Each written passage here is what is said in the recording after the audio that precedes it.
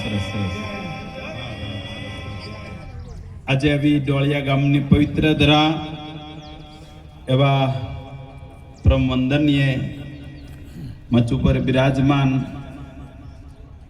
આચાર્ય મહાનુભાવો, માતાઓ, બહેનો, ભક્તો, આજે ખૂબ પ્રેમથી રગાદાએ આજે આયોજન કર્યું એ બદલ એમને કોટી કોટી વંદન. કેમ કે કોઈની હાર ન રાખે મોરારી આપે વ્યાજ સહિત ગિરધારી. કોઈનું કરેલું ક્યારેય ભોગટ જતું નથી ને કર્યા વગર કંઈ મળતો નથી. પણ આવા સત્વિચારો જે આવે પરમાર્થને ખાતર એવા તો કોક કોકને આવે છે. અને ખરેખર સદગુરુ ભગવાનને તન મન ને ધન દરેકે સમર્પિત કરેલું હોય છે. પણ જે આ હયેથી છૂટવું ઘણું બધું અઘરું હોય છે.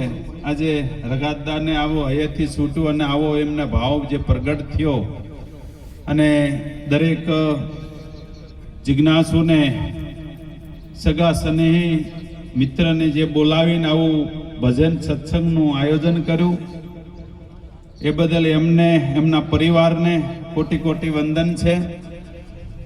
મહાપુરુષો તો હંમેશના માટે તર અને તારણ છે. કેમ કે સંત બડે પરમારથી શીતલ વાંકો અંગ તપજ બુજાઓ ઓરન કે દે દે અપના રંગ.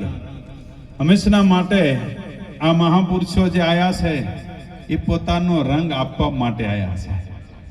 અને જેને જેને લાગી ગયો ને એનું કામ થઈ ગયું છે. એને બીજી વાત પડી ગઈ છે. ગંગા સતીએ કીધું ને કે નિર્મળ થઈને આવો મેદાનમાં, જાણી લો જીવની જાત, સજાતી અને વિજાતીની જુગતી બતાવો ને બીબે પાડી દો બીજી વાત.